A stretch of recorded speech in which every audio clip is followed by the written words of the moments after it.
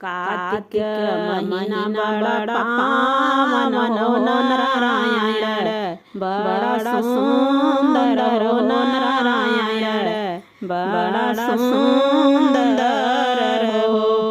मोरी बहिनी आंगन में तुलसी लगाए हो तुलसी, बड़ी सुंदर हो तुलसी, बड़ी हरियर हो। मोरी बहिनी आंगन में तुलसी लगाए हो तुलसी, बड़ी हरियर हो तुलसी, बड़ी हरियर हो तुलसी, बड़ी सुंदर हो।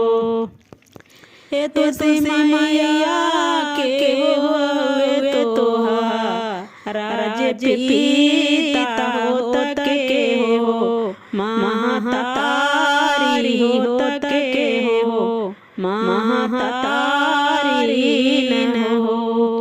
हो तुलसी मैया कहाँ पे तोहर ससुररिया होत के करे, संगे भावर होत के करे, संगे भावर हो।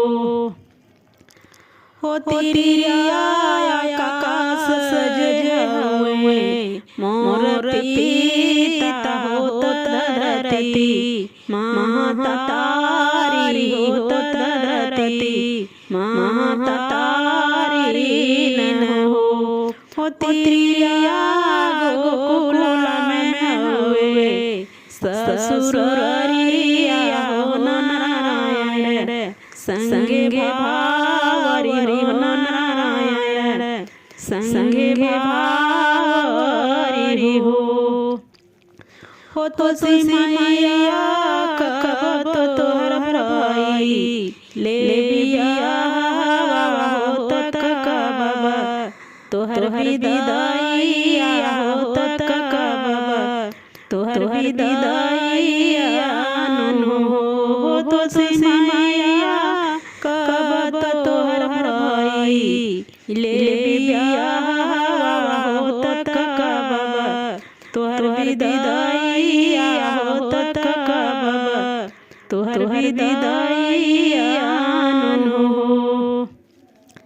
एक तिरिया एकादशी भइले, मोर बियाह होत पूरी, माँ विदाइया होत पूरी, माँ विदाइया नो।